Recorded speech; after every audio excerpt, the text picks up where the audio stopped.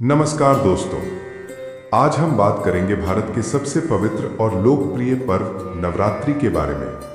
ये सिर्फ एक त्योहार नहीं है, बल्कि एक आध्यात्मिक साधना है, एक उत्सव है, एक तपस्या है और मां शक्ति से जुड़ने का एक अद्भुत अवसर है। नवरात्रि का अर्थ है 9 रातें। इन 9 रातों और 10 दिनों तक मां दुर्गा के अलग अलग रूपों की पूजा की जाती है। लेकिन दोस्तों, नवरात्रि की असली गहराई, इसका इतिहास, इसका महत्व, इसकी पूजा विधि, इसके नियम और इससे जुड़ी आस्थाएं इतनी विस्तृत हैं कि हर किसी को जानना चाहिए। आज इस वीडियो में मैं आपको नवरात्रि से जुड़ी हर जानकारी दूंगा। इतिहास क्या है, देवी के 9 रूप कौन से हैं, पूजा कैसे करनी चाहिए, व्रत कैसे रखा जाता है, क्या खाना चाहिए और क्या नहीं खाना चाहिए, कौन सी बातें शुभ मानी जाती हैं और अक्सर लोग जो सवाल पूछते हैं उनके भी आसान जवाब हम यहाँ समझेंगे। तो चलिए शुरू करते हैं इस पवित्र यात्रा को। इतिहास और उत्पत्ति। नवरात्रि का संबंध सीधे सीधे मां दुर्गा से है। कथा के अनुसार जब महिषासुर नामक राक्षस ने तीनों लोकों में आतंक मचा दिया था, तब सभी देवताओं ने अपनी अपनी शक्तियां मिलाकर आदि शक्ति दुर्गा की रचना की थी। मां दुर्गा ने 9 दिनों और 9 रातों तक महिषासुर से युद्ध किया और 10वें दिन उसका वध किया। इसीलिए 10वें दिन को विजयादशमी या दशहरा कहा जाता है, जिसका अर्थ है अच्छाई की बुराई पर विजय। लेकिन दोस्तों, ये युद्ध केवल एक पौराणिक कथा नहीं है, बल्कि इसका गहरा आध्यात्मिक अर्थ है। महिषासुर हमारे भीतर की नकारात्मक प्रवृत्तियां हैं, जैसे क्रोध, लोभ, मोह, अहंकार और आलस्य। और मां दुर्गा की उपासना हमें इन बुराइयों पर विजय पाने की प्रेरणा देती है। नवरात्रि कितनी बार आती है? साल में 4 नवरात्रि होती हैं।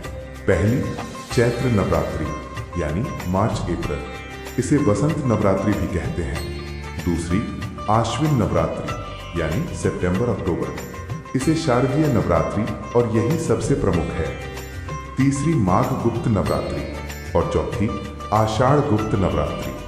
इनमें चैत्र और शारदीय नवरात्रि सबसे लोकप्रिय और सार्वजनिक रूप से मनाई जाती हैं, जबकि गुप्त नवरात्रियां साधकों और तांत्रिक विद्या करने वालों के लिए विशेष मानी जाती हैं। देवी के 9 रूप। नवरात्रि के हर दिन मां दुर्गा के एक अलग स्वरूप की पूजा की जाती है। पहला दिन शैलपुत्री, पर्वतराज हिमालय की पुत्री। दूसरा दिन ब्रह्मचारिणी, तपस्या की देवी। तीसरा दिन चंद्रघंटा, अर्धचंद्र से सजी, शेर पर सवार। चौथा दिन कूष्मांडा, ब्रह्मांड की सृजक। पांचवा दिन स्कंद माता, कार्तिकेय की माता। छठा दिन कात्यायनी, शौर्य और बल की देवी। सातवां दिन कालरात्रि, भय का नाश करने वाली।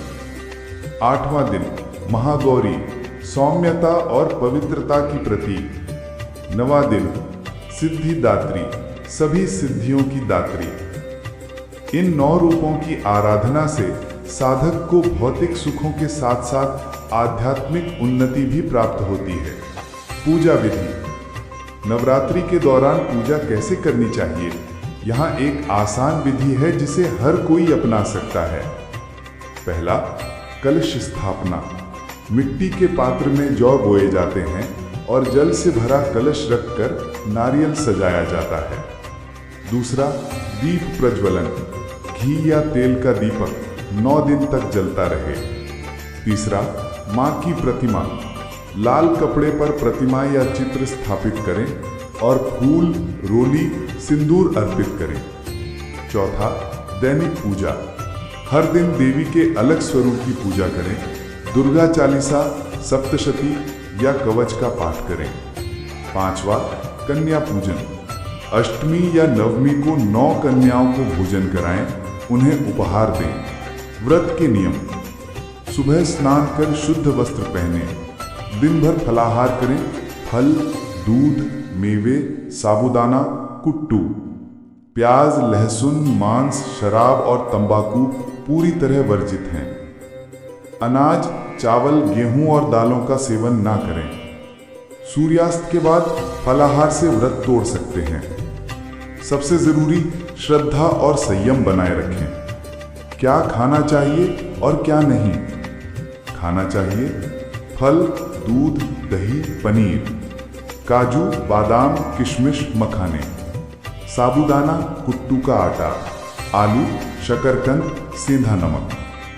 नहीं खाना चाहिए गेहूं, चावल, दाल, प्याज और लहसुन, मांस, शराब, तंबाकू, साधारण नमक। शुभ कार्य। नवरात्रि में शुभ माना जाता है घर में अखंड ज्योति जलाना, दुर्गा सप्तशती का पाठ करना, कन्या पूजन करना, गरीबों को दान देना और मां को लाल चुनरी चढ़ाना।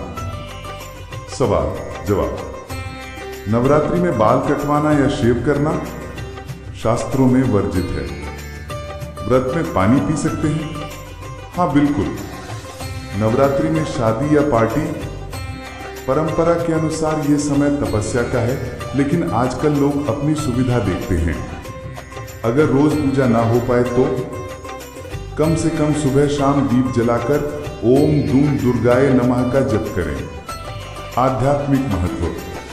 दोस्तों, नवरात्रि सिर्फ देवी की पूजा नहीं है, ये आत्मशुद्धि का अवसर है। पहले 3 दिन तमोगुण पर विजय पाने के लिए, अगले 3 दिन रजोगुण को नियंत्रित करने के लिए और अंतिम 3 दिन सतोगुण को जागृत करने के लिए। यानी ये आत्मा की यात्रा है, अंधकार से प्रकाश की ओर, नकारात्मकता से सकारात्मकता की ओर। निष्कर्ष। तो दोस्तों, नवरात्रि हमें ये सिखाती है कि माँ दुर्गा की शक्ति हर किसी के भीतर है। अगर हम श्रद्धा और भक्ति से इस पर्व को मनाएं तो हमें केवल धार्मिक पुण्य ही नहीं बल्कि मानसिक शांति, आत्मविश्वास और जीवन में सकारात्मक ऊर्जा भी मिलती है। तो इस बार नवरात्रि में केवल परंपरा के लिए नहीं बल्कि सच्चे मन से पूजा कीजिए। माँ दुर्गा आपके जीवन से हर कठिनाई और हर दुख को दूर करें और आपको शक्ति, समृद्धि और शांति प्रदान करें। जय माता दी।